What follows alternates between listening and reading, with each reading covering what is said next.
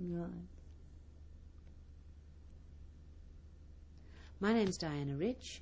Today is March 10th, 1998, and I'm interviewing Zsóka Prochazka in Adelaide, South Australia, and our language will be English.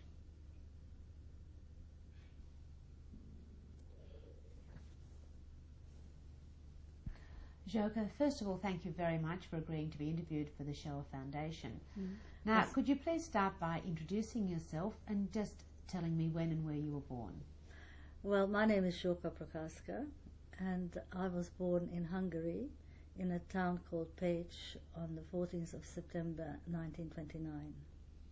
And what was your maiden name? My maiden name was Scheffer. And could you tell me a bit about your parents? Yes, my parents were both Hungarians, obviously, and my mother was Jewish and my father was half Jewish. They were both medical people, they were both doctors, and my main thing about my parents is that I have very, very fond memories of both of them. We had a lovely childhood, we had a really beautiful family life, and I think that sort of carried me through a lot of things in my life, because I've always had that to fall back on, and that was lovely. Yeah. So you said your mother was Jewish? My mother was Jewish, Could yes. you tell me a bit yes. about your mother's family? Yes, my mother was born in the south of Hungary, and her parents were also Hungarians, of course. Her father was he was a solicitor, but a very strange man. He was a bit of a rogue, I think. He used to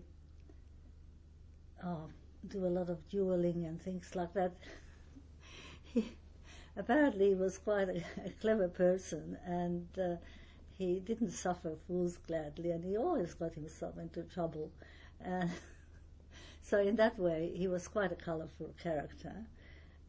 On the other hand, he had many talents, I think, from what I can gather, because he was a poet, he was a very good solicitor, apparently. He used to do caricatures very well. I can still remember sitting on his knee while he was doing, pictures for us and things like that. And generally, because they were living in a small village, he sort of stood out a bit there. And he was quite well known and very popular, and I think he had a lot of fun in his life. About my grandmother, I'm not quite so sure. I mean, she was a lot younger than he was, and I think she was the one who really held the family together. There were 3 children. No, sorry, there were 4 children, but one died very early.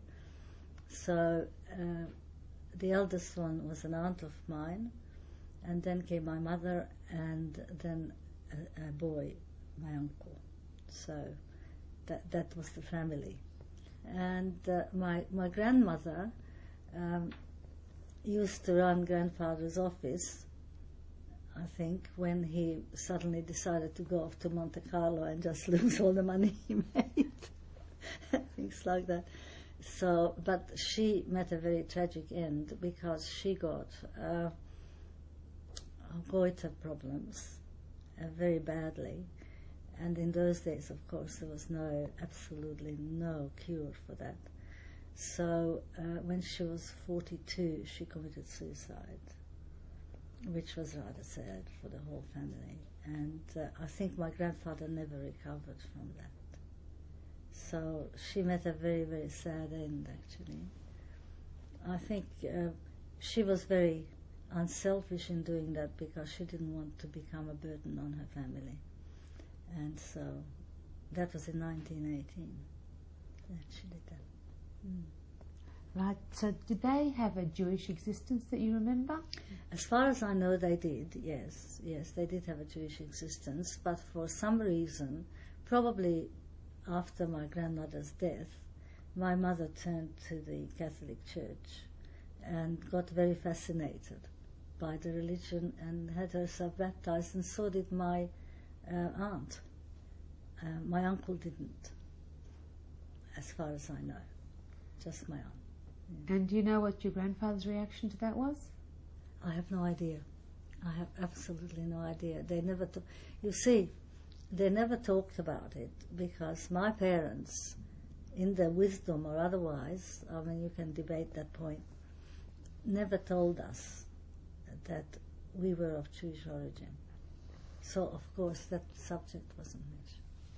I have no idea. I have no idea. No idea. And your father's family, what were they like? My father's family, there were 7 children in my father's family. My father was the eldest. His father was a veterinary surgeon in one of the little towns in Hungary. And his mother, again, she wasn't Jewish. She was of Russian and Italian origin.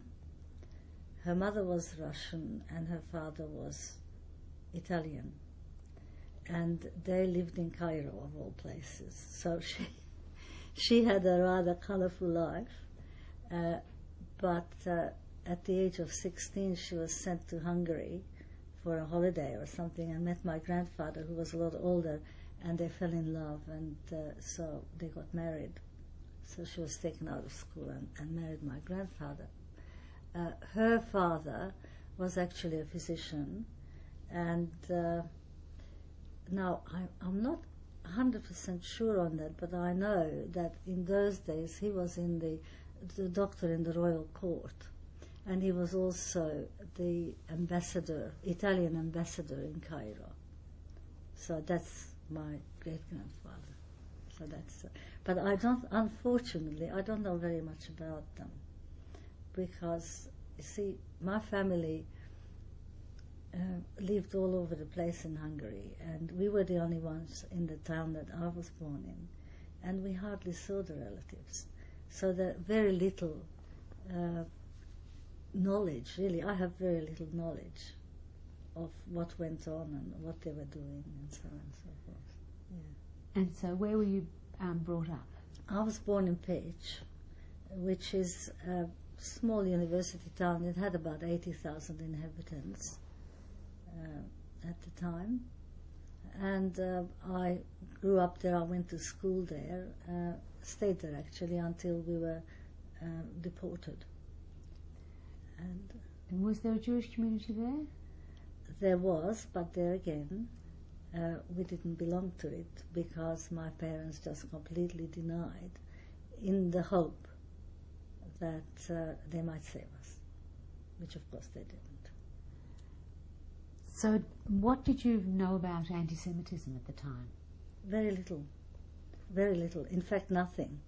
Until almost the death knock when the Germans came in, and very soon after that we were put into a ghetto and deported. So this was a bit of an adjustment to make, and yes, I mean, I never knew that I was anything but a Catholic girl. You see, I went to Catholic primary and high school because the only high school for girls in my town was run by nuns, and I was very much part of that picture. And then, not very long before the Germans came in, somebody in my class confronted me, and she said, we heard you are Jewish. And I said, oh, you're joking. And they said, no, you are Jewish, you know, like this. And I said, well, look, I really can't tell you because I don't know, but I'll go home and ask. That was my answer to that. So I did go home and ask, and of course then my parents had to tell me. So I thought, oh, well, that's it, so I'm Jewish. So I went back to school next day and I told them, I said, yes, you were right, I'm sorry. This is it, I am Jewish. And that was that. And how did you feel about that? Well, as far as I can remember, I just took it in my stride. I thought, well, that's it. That's life. And I must say that my friends were very, very good about that. Because in that climate, what I know now, in that climate, they could have really turned very nasty on me. But they didn't. Not at all. Not at all. They were fine. But, and then of course, when the Germans came in, well, that was a different story. You know, that was a very different story. And what date was it that you found out you were Jewish? How old were you? I was 14 and a half. Not quite, something like that. Yeah. So the war was already underway. Oh, the war was very much on the way. And I can remember my parents, you know, secretly listening to the BBC and all the rest of it. And I mean, I knew that we were sort of almost in the underground. Actually, my father was contemplating on joining the partisans, and I knew all that, but I just didn't know we were Jewish, you see. I knew all about the war, but I just didn't know about being Jewish. So that, when I found out, well, wait a minute, the Germans came in on the 19th of March, 1994. So that means I would have found out about February or something 1944, like that. yeah. 1944. Very, very little time before the Germans came in, actually. Very little time before that. So what was your father's involvement with the partisans? You said perhaps he was... Even that I don't know. I know he was talking about it, and they were going to go down to Yugoslavia and join Tito's partisans, I think. But that's all we were told. You see, I mean, I was terribly, terribly protected until the last minute by my parents, which, yeah, well, I mean, they meant well, and they tried to really shield us. In fact, when the Germans came in, on the 19th of March in 1944, shortly after that, my father went up to my school and asked the nuns if they would admit us as boarders, because that school had a lot of boarders. All the country girls were boarding there, and do you know, they refused. They wouldn't take us in. We've been going to school there. I've been going there. That was my 8th year, and they wouldn't take us. Did they give a reason? They can't. That's all. So that was it. They knew. Well, they knew. Of course they knew. Of course they knew. I will never forget that. And then my father, because, I mean, obviously my parents were desperate, quite obviously. And then my father went to the bishop. My father was sort of reasonably well known there because he was a very good physician and sort of, you know, had a lot of friends and acquaintances.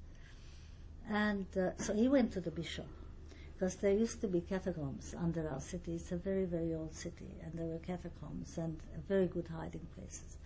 And my father asked him to hide us in the catacombs, and he refused. That's the Catholic bishop. That's the Catholic bishop. Mm-hmm. And the Catholic bishop, did he know what might happen to you? Well, look, I can't honestly say that, but I would think he would have had to have an inkling, because everybody knew, you know. So that was very sad, very sad. And then we had some friends, very good friends, in a little village, about 15 kilometers from Page. And my parents got in touch with them, and they said, of course, they'll have us. And do you know, we weren't there quite a week. Somebody reported us, and we were dragged back.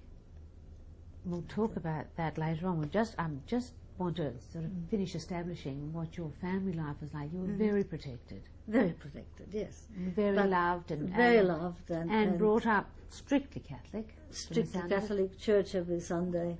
Yes. You know, confessions, communions, the works. Yes, and Absolutely. as a child. As a child, I was very religious.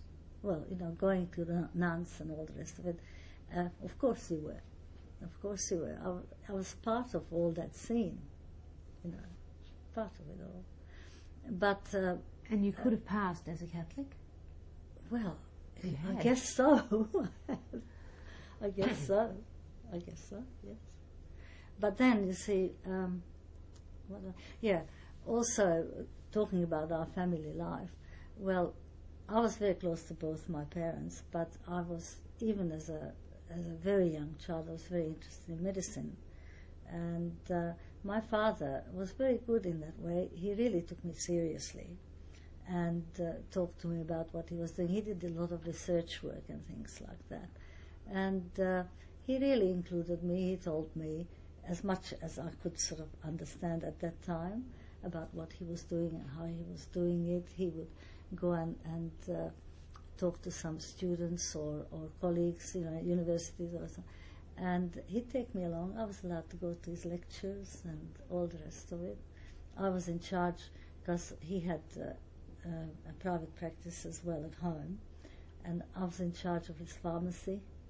I had a catalogue with all those, medicines and everything, and anything he wanted, he'd call me. He really involved me, and we were very, very close. So that was a very nice part of my life when I was a child.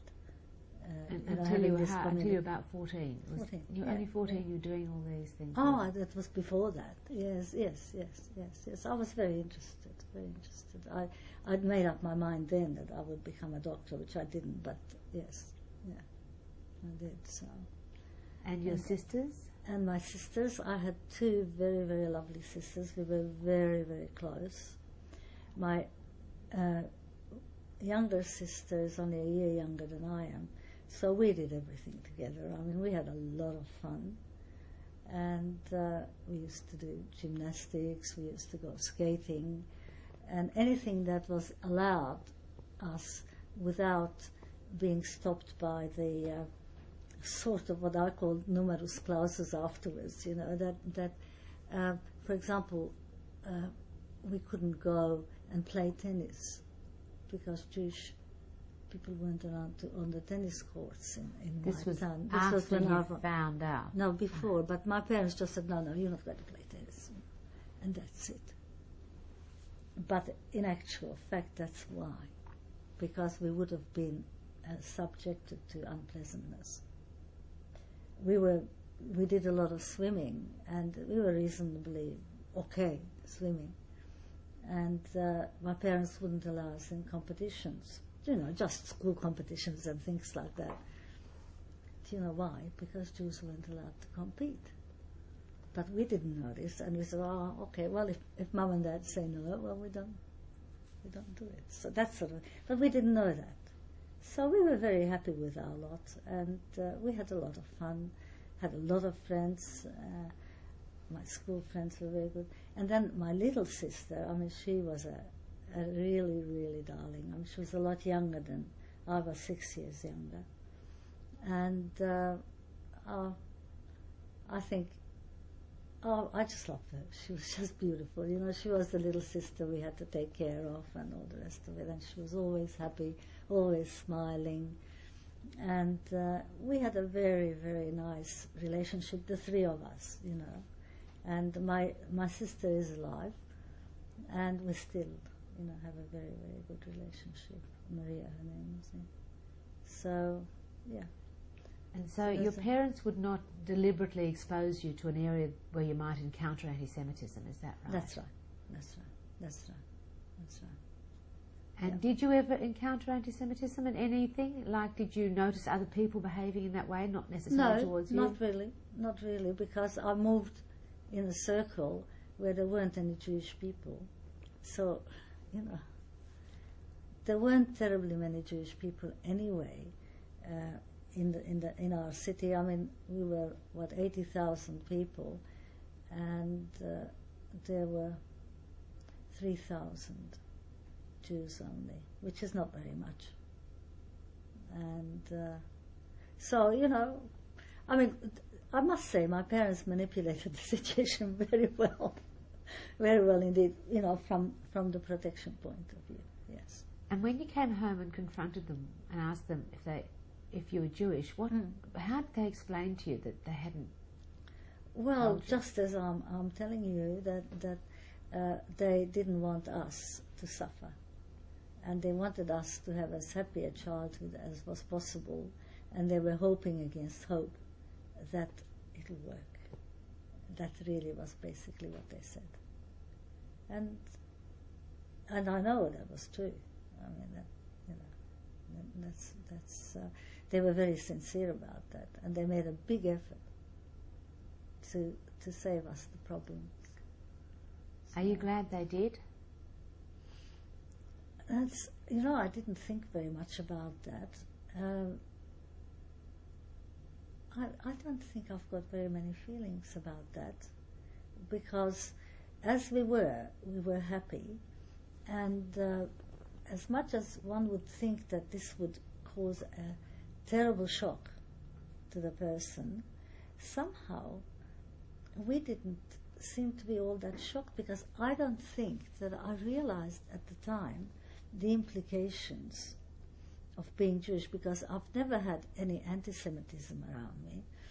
I didn't, we didn't read about it. And therefore, the fact that we are not Catholic, we are Jewish, we took it in our stride. We just took it in our stride.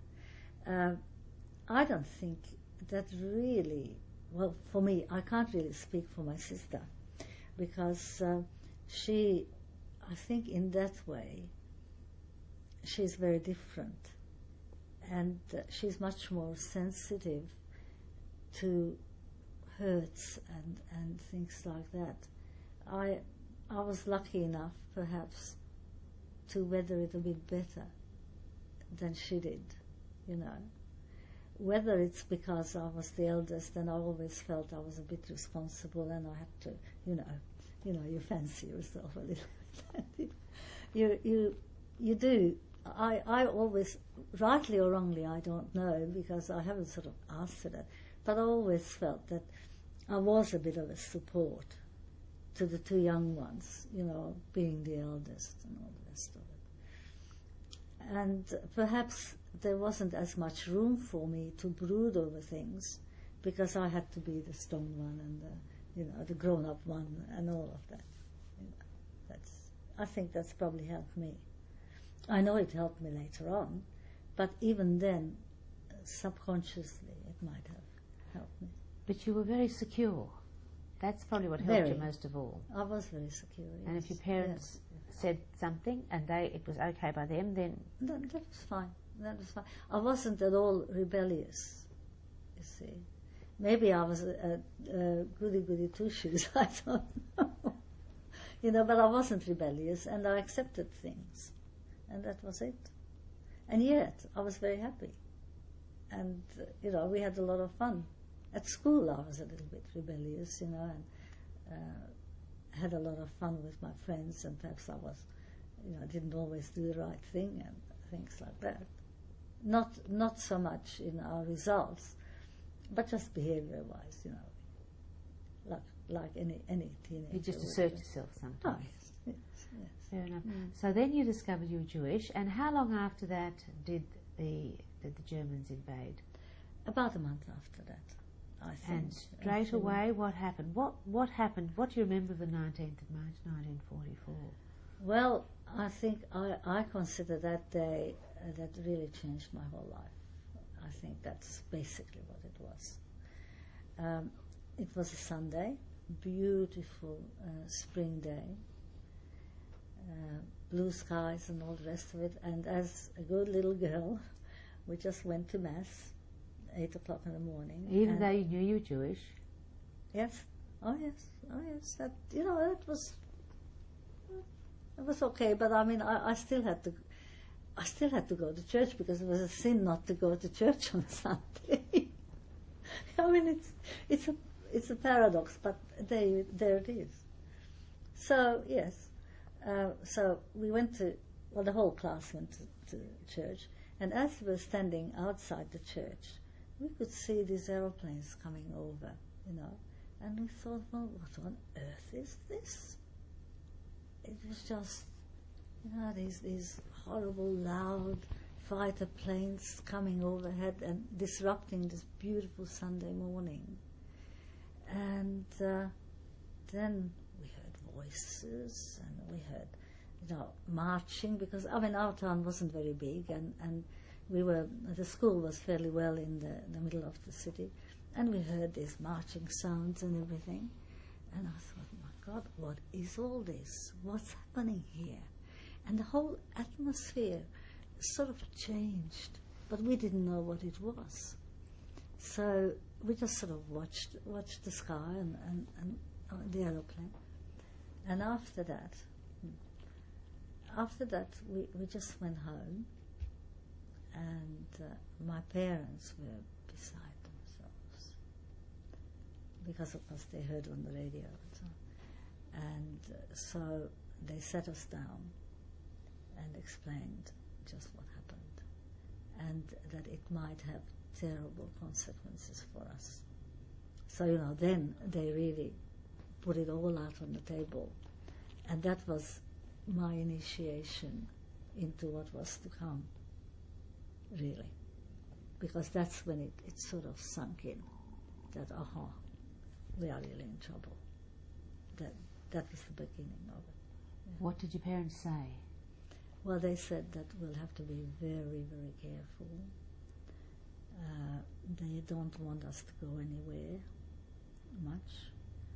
They're going to take us out of school, and we'll just have to stay home and make the most of it and do the best we can, because there's going to be trouble in the streets, and they don't want us to be grabbed by the Gestapo or whatever it is, So, yeah.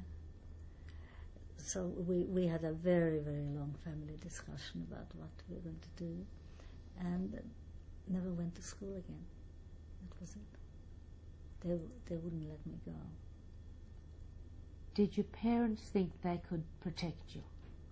No, I don't think they thought they could protect us from whatever was to happen to all the Jewish people in my town, but they didn't want to expose us to extra things, like, being bullied at school, or being caught in the street by some SS or the Hungarian soldiers, who were just as bad as the SS, every little bit of it.